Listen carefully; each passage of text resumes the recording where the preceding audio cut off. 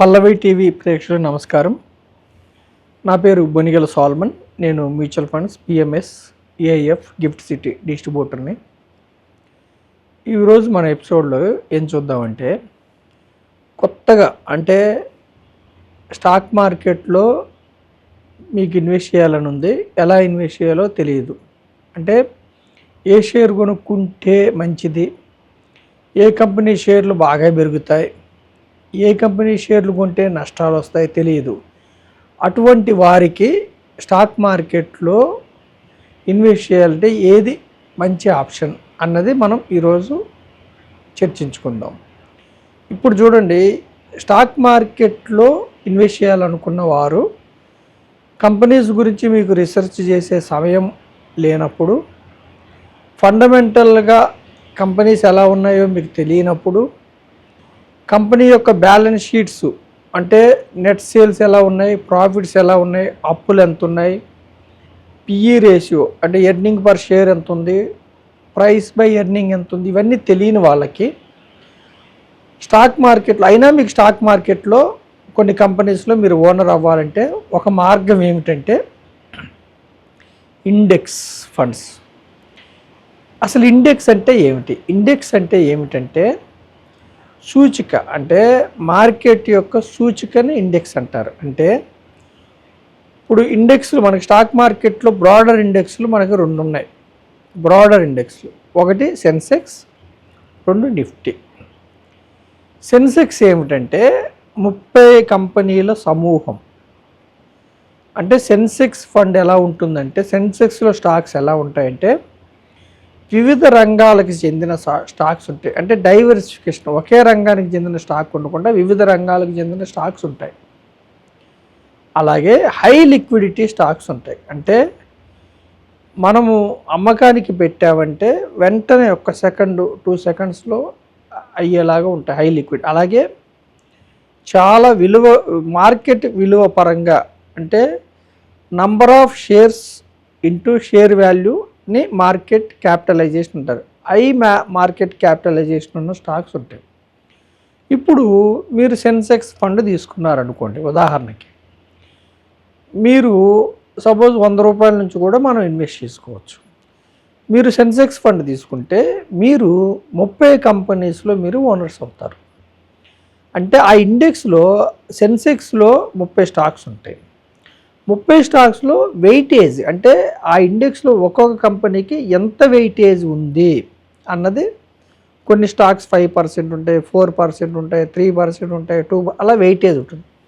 అలా మీరు ఇచ్చిన 100 రూపాయలని, లేదంటే 1,00,000 రూపాయలని, లేదంటే 10 లక్షలు కావచ్చు, ఎంత డబ్బు ఇచ్చినా పర్సంటేజ్ వైజ్గా ఆ స్టాక్స్లోకి మీకు యాజ్ ఇట్ ఈజ్గా మీకు ఓనర్షిప్ వస్తుంది. అయితే రిటర్న్స్ ఎలా వస్తాయంటే, ప్రతిరోజు మీకు సెన్సెక్స్లో ఏ రిటర్న్ అయితే వస్తుందో, అంటే సెన్సెక్స్ ఒక 3% ఈరోజు ప్లస్ అయింది అనుకోండి, మీకు 3% ప్లస్ అవుతుంది. సెన్సెక్స్ ఈరోజు 3% మైనస్ అయింది అనుకోండి, మీకు 3% మైనస్ అవుతుంది.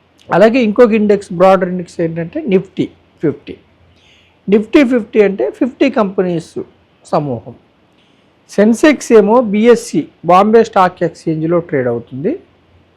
నిఫ్టీ ఏమో ఎన్ఎస్సి, నేషనల్ స్టాక్ ఎక్స్చేంజ్ అనమాట. అయితే నిఫ్టీ 50 అంటే 50 కంపెనీస్ యొక్క సమూహం. మీరు నిఫ్టీ 50లో ఓనర్షిప్ తీసుకున్నారనుకోండి, ఒక 100 రూపీస్ కావచ్చు, 1,00,000 కావచ్చు, 10 లక్షలు కావచ్చు, 1,00,00,000 రూపాయలు కావచ్చు, మీ యొక్క స్తోమతను బట్టి. మీరు బ్రాడర్ మార్కెట్ 50 కంపెనీస్లో మీరు ఓనర్స్ అవుతారు.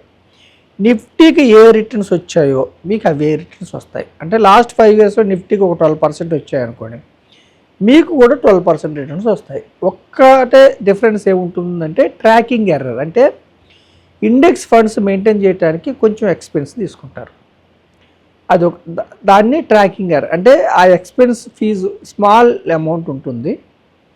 అలాగే కొంత ఇండెక్స్ ఫండ్స్లో ఏంటంటే కొంత క్యాష్లో పెట్టుకుంటారు. ఎప్పుడన్నా రిడమ్షన్ అంటే మీలాంటి వ్యక్తులు మళ్ళీ డబ్బులు వెనక్కి తీసుకోవాలన్నప్పుడు వెనక్కి ఇవ్వటం కోసం కొంత క్యాష్ హోల్డింగ్ పెట్టుకుంటారు. వీటిని ఏమంటారంటే ట్రాకింగ్ ఎర్రర్ అంటారు. అంటే సపోజ్ నిఫ్టీ 12% ఇచ్చింది అనుకోండి, మీకు ఒక 11.8 11.7 అంటే కొంచెం small difference, tracking error difference ఉంటుంది. అంటే ఇక్కడ ప్రజలకు నేను చెప్పేది ఏమిటంటే, స్టాక్ మార్కెట్లో మీరు కొత్తగా వచ్చారు, ఏ కంపెనీస్ కొనాలో మీకు తెలియదు, అలాంటప్పుడు మీలాంటి వ్యక్తులకి ఇండెక్స్ ఫండ్స్ అనేవి ఒక మంచి సూటబుల్ ఇన్వెస్ట్ చేసుకున్నారు. అంటే సెన్సెక్స్ ఫండ్ కావచ్చు, నిఫ్టీ ఫండ్ కావచ్చు. సరే, ఈ నిఫ్టీ సెన్సెక్స్ అంటే టాప్ 30 కంపెనీస్, నిఫ్టీ అంటే టాప్ 50 కంపెనీస్. వీటికంటే ఇంకా ఎక్కువ రిస్క్ తీసుకోవాలన్నప్పుడు నిఫ్టీ నెక్స్ట్ 50 అని ఉంటుంది. అంటే నిఫ్టీ నెక్స్ట్ 50 ఇండెక్స్ ఫండ్. లేదు నిఫ్టీ 50 ప్లస్ నిఫ్టీ నెక్స్ట్ 50 రెండు కలిపి ఇన్వెస్ట్ చేసుకోవాలని నిఫ్టీ 100 అంటారు. అంటే టాప్ ఎన్ఎస్సి స్టాక్ ఎక్స్చేంజ్లో టాప్ 100 కంపెనీస్ని నిఫ్టీ 100 అందులో పెట్టుకోవచ్చు. లేదు అంటే నిఫ్టీ 200, నిఫ్టీ 500 వరకు కూడా ఇండెక్స్లు ఉంటాయి. కాకపోతే ఏమిటంటే ఎప్పుడైతే ఎక్కువ స్టాక్స్ని మీరు తీసుకుంటే, నిఫ్టీ 500 తీసుకున్నప్పుడు తక్కువ స్టాక్స్ అయితేనే ఏమైందంటే రిస్క్ కొంతవరకు తగ్గించుకోవచ్చు. ఎక్కువ స్టాక్స్ తీసుకున్నప్పుడు ఏంటంటే అంత రిస్క్ తగ్గించుకునే అవసరం లేదు. అంటే ఎక్కువ స్టాక్స్ తీసుకున్నప్పుడు ఏమైందంటే రిస్క్ టూ మచ్ డైవర్సిఫికేషన్ అవుతుంది, రిటర్న్స్ కూడా తగ్గే అవకాశం ఉంటుంది. అందుకనే నిఫ్టీ 500 కంటే నిఫ్టీ 100 కానీ నిఫ్టీ 250 కానీ రిటర్న్స్ ఎక్కువ వచ్చే అవకాశం ఉంటుంది. సో ఇక్కడ నేను ప్రజలకి చెప్పేది ఏమిటంటే, ఎవరైతే స్టాక్ మార్కెట్లో కొత్తగా రావాలనుకున్నారో, మీకు పెద్దగా పరిజ్ఞానం లేదు, స్టాక్స్ని రీసెర్చ్ చేసే పరిజ్ఞానం లేనప్పుడు మీరు ఇండెక్స్ ఫండ్స్ ద్వారా ఇన్వెస్ట్ చేసుకుంటే మీరు ఇండియన్ స్టాక్ మార్కెట్లో, బ్రాడర్ మార్కెట్లో మీరు ఓనర్ అవుతారు. అంటే దేశం యొక్క స్టాక్ మార్కెట్ ముందుకెళ్తే మీకు లాభాలు వస్తాయి, స్టాక్ మార్కెట్కి నష్టాలు వస్తే మీకు నష్టాలు వస్తాయి. దీర్ఘకాలంలో సెన్సెక్స్ కానీ నిఫ్టీ కానీ హిస్టారికల్గా ఎవరైతే more than 7 years, more than 10 years ఉంటున్నారో వాళ్ళకి సుమారుగా 12 to 13% రిటర్న్స్ కంఫర్టబుల్గా వస్తున్నాయి. 12% రిటర్న్స్ అంటే ఏమిటంటే రూల్ ఆఫ్ 72, అంటే 72 డివైడెడ్ బై 12 అంటే ప్రతి 6 సంవత్సరాలకి మీ డబ్బు డబుల్ అవుతుంది. 6 సంవత్సరాలకి మీ డబ్బు డబుల్ అవ్వాలి, సరిపోతుంది అనుకుంటే ఇండెక్స్ ఫండ్స్ మీరు పరిశీలించవచ్చు. కాకపోతే ప్రజలు అర్థం చేసుకోవాల్సింది ఏమిటంటే, డిస్క్లైమర్ ఏమిటంటే, స్టాక్ మార్కెట్ రిటర్న్స్ గ్యారంటీ కాదు, stock market returns are not guaranteed. కొన్ని సంవత్సరాలు నెగిటివ్ రిటర్న్స్ కూడా వస్తాయి. గత 2 సంవత్సరాల నుంచి కూడా పెద్దగా స్టాక్ మార్కెట్లో రిటర్న్స్ లేవు. స్టాక్ మార్కెట్లో రిటర్న్స్ రావాలంటే దీర్ఘకాలం ఉండాలి. ఎఫ్డీ లాగా ప్రతి సంవత్సరం పెరగటం ఉండదు, నెగిటివ్ రిటర్న్స్ కూడా ఉంటాయి.